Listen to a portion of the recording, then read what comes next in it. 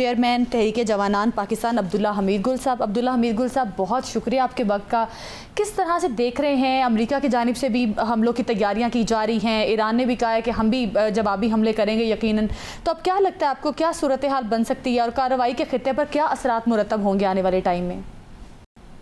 बिस्मिल्लाहिर्रहमानिर्रहीम। शुक्रिया। लगता है अमेरिका ने वापस जाने का फैसला कर लिया है और यही है कि एक मजबूत हमला करके, ये पहले भी उन्होंने ऑप्शन रखी थी। जब पहले 39 डेज़ की वॉर हुई तो उस टाइम पे भी ये कहा जा रहा था जब 48 घंटे में मतलूबा टारगेट्स हासिल नहीं हुए और ईरान की जानिब से शदीद रेजिस्टेंस का सामना करना पड़ा, तो उसके बाद अमेरिका को यही ख्याल आया कि हम एक मजबूत हमला करके निकल जाएं। और उस वक्त के जो आर्मी चीफ थे रैंडी जॉर्ज, जिनको बाद में सैक कर दिया गया था, उन जिन्होंने ये कहा था कि बूट्स ऑन ग्राउंड नहीं होने चाहिए। उसके बाद जो दूसरे army chief 42nd army chief लाए गए, उन्होंने भी, जो हालांकि 82nd एयरबोर्न डिवीजन कमांड की हुई है, लेकिन उन्होंने भी 82nd एयरबोर्न डिवीजन के लिए बूट्स ऑन ग्राउंड का मशवरा नहीं दिया और यही कहा कि हमला किया जाए और उसके बाद वापस चला जाए। अभी जो रैंडी कूपर बैठे हुए हैं वो भी यही बात कर रहे हैं कि आप एक मजबूत हमला करें और फिर निकल जाएं।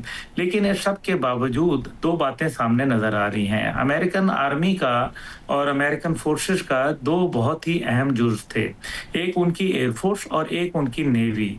लेकिन कभी भी उनके पास मिसाइल के लिए तो इतनी बड़े ज़खायर मौजूद ही नहीं थे, क्योंकि उनकी एयरफोर्स और नेवी, क्योंकि ज़्यादातर वो या तो टॉमाहॉक मिसाइल नेवी से फायर करते थे, नेवल जहाज़ों से, या फिर जो फायर किया करते थे, आपको याद है कि वो जहाज़ों से फायर करते थे। अब मसला ये है कि उनकी नेवी और एयरफोर्स दोनों इस टाइम पे नज़र नहीं आ रही। उसकी वजह उनकी टेक्नोलॉजी की कमज़ोरियाँ हैं, जो कि कहीं न कहीं ईरान के पास उनका तोड़ निकल आया है, जिसकी वजह से एयरफोर्स और नेवी कहीं पीछे चले गए। आपने पहले सुना होगा टॉमाहॉक मिसाइल फायर होता था, लेकिन टॉमाहॉक मिसाइल जो था उसकी 550 रेंज थी टोटल, यानी कि 200 किलोमीटर पीछे से वो बहरी बेड़े से फायर होता था और तकरीबन 350 किलोमीटर के अंदर वो जा सकता था। आपकी इजाजत से मैं ये बात मुकम्मल कर लूं। अब जब वो 350 किलोमीटर जा सकता था तो ईरान ने क्या किया कि अपनी मेन तनसीबात जो थी वो मेनलैंड के अंदर ले आए, दरमियान के अंदर ले आए, जहां उनको अब बढ़कर फिजाई हमले करने पड़ते हैं या बड़े मिसाइल भेजने पड़ते हैं, थॉड हो गया या दीगर हो गए। अब वो मिसाइल जो है वो तो वहां जब जाते हैं तो जाहिर है उनके लिए तो ज्यादा जखायर मौजूद नहीं, और यही वजह है कि अमेरिका एक फौरन हमला करके वापस जाना चाहता है। बहरहाल इसमें जमा खातिर रखें, उन्होंने बहुत बमबारी कर ली, दूसरी जंग अजीम से ज्यादा बमबारी वियतनाम में की तो नतीजा कुछ हासिल नहीं किया। अफगानिस्तान में डेजी कटर मारे, मदर ऑफ ऑल बॉम्ब्स मारे, क्या नतीजा निकला, हार गए। तो यहाँ भी उनका मकसद जो है वो यही है कि कट एंड रन पॉलिसी, यानी कि बस एक दफा हमला करके दुनिया को बता दें हमने बड़ा तीर मार लिया है और अपनी नजरों के अंदर खुद जो है अपने आप को एलिवेट कर दें, इससे ज्यादा कुछ नहीं। अच्छा अब्दुल्ला भाई, अमेरिका का तो आपने सारी सूरत हाल सामने रख दी है। ईरान ने भी खबरदार किया है कि अगर अमेरिका बहादुरबाज ना आया और हमला किया तो इसराइल समेत सऊदी अरब, यूएई, कतर, कुवैत, इन सब मुल्कों में ऐसी तबाही मचाएंगे कि रह गई अल्लाह की पनाह। वो तो ये कहते हैं कि इसराइल की जो गैस फील्ड्स है उनको भी तबाह कर दिया जाएगा। इस पे आप सर क्या कहेंगे?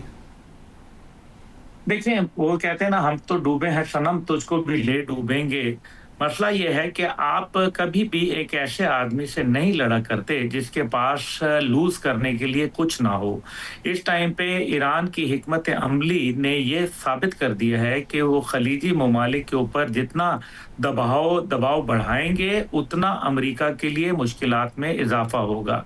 मैं पहले भी आपके साथ मुतअद्दिद प्रोग्राम्स में ये गुजारिश कर चुका कि वो उनके एटीएम हैं और एटीएम कार्ड के ऊपर बमबारी करवाएंगे तो फिर ना एटीएम बचेगा और ना अमेरिका के लिए पैसा।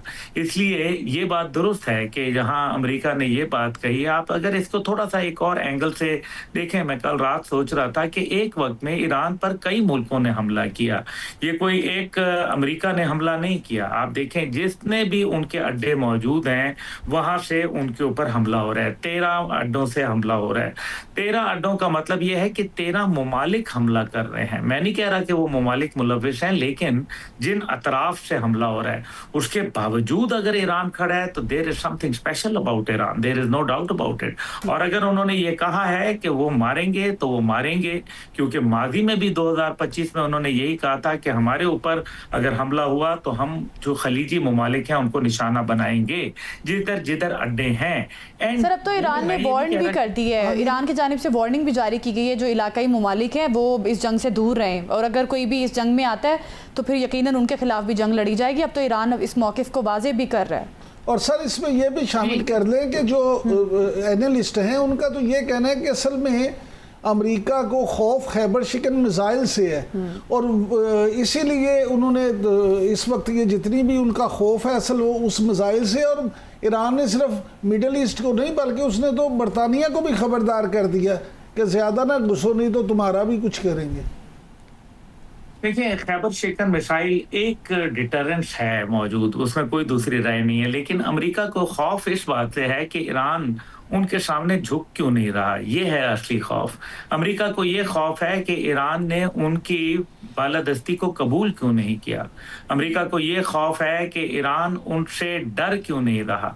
यही वो वजूहात हैं जिनकी बुनियाद के ऊपर अमेरिका के सामने ईरान का खड़ा होना और बरतानिया को ये बताना, लेकिन मेरा ख्याल है कि बरतानिया वगैरह पे तो नहीं, लेकिन इसमें कोई दूसरी राय नहीं है कि वो मिडल ईस्ट के अंदर जितने भी ममालिक हैं अमरीकी तनसीबात हैं, क्योंकि अमेरिका का जो अभी मेरी इतलात के मुताबिक इरादा है वो उनकी सिविल तनसीबात को नुकसान पहुंचाना है। और अगर सिविल जो तबाही लेके आए अगर ये ईरान के अंदर, जो कि अमेरिका का फिलहाल इरादा है, माजी में भी मिनाब के ऊपर इन्होंने हमला कर दिया था, हैं तो बड़े जालिम, आपको याद है टोमाहॉक मिसाइल मारा था उन्होंने।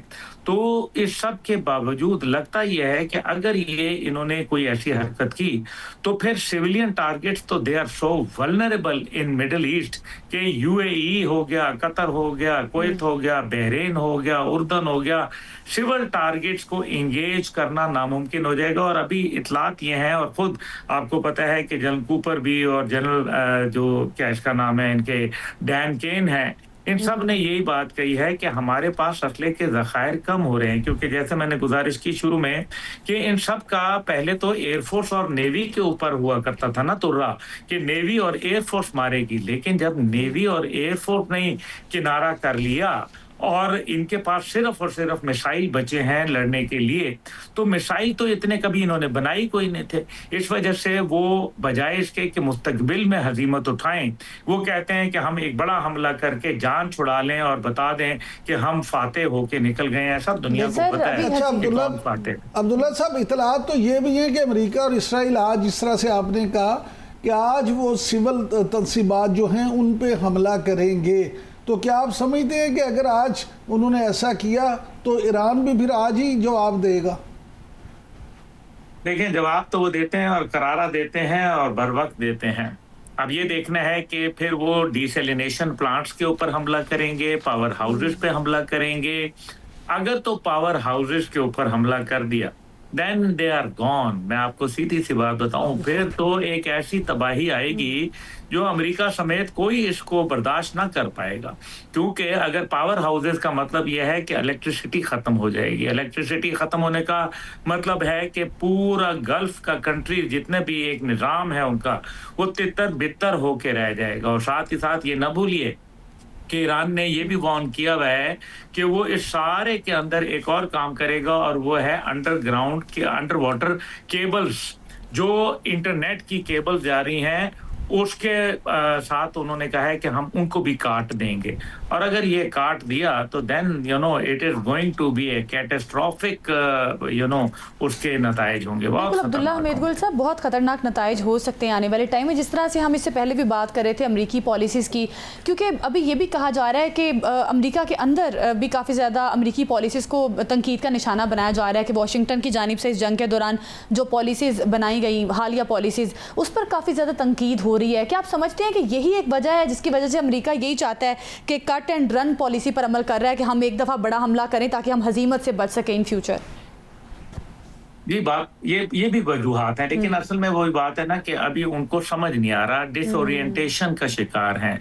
उनको पता नहीं चल रहा कि हमने करना क्या है। कैच 22 की पोजीशन है उनकी। इसलिए मेरा ख्याल है कि जो अभी अमेरिका के अंदर एक डिबेट चल पड़ी है, वो उनके लिए बहुत मुश्किल है हजम करना। अभी आप देखिए कि किस तरीके से अमेरिकन प्रेसिडेंट के खिलाफ जितनी भी बातचीत हो रही है, उसमें रिपब्लिकन पार्टी के लोग खुल के उनकी जो है वो मुखालफत भी कर रहे हैं और ऑपोजिशन को सपोर्ट भी कर रहे हैं, जिसकी वजह से अमेरिका के अंदर जो एक हुकूमती जो इंफ्रास्ट्रक्चर है वो बुरी तरीके से मुतासर हो रहा है। डोनाल्ड ट्रंप मकबूलियत अपनी तकरीबन ना होने के बराबर रह चुकी है।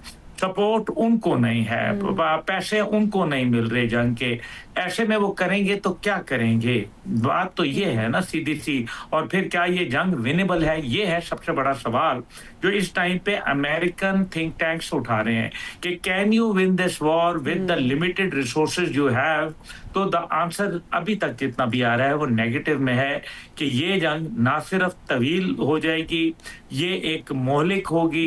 इससे दुनिया के अंदर हमारे इत्तेहादी हमारा साथ छोड़ जाएंगे और साथ ही साथ ये है कि दुनिया के अंदर इतना बड़ा मुआशी बहरान जन्म लेगा कि जो फिर कंट्रोल कोई भी नहीं कर पाए।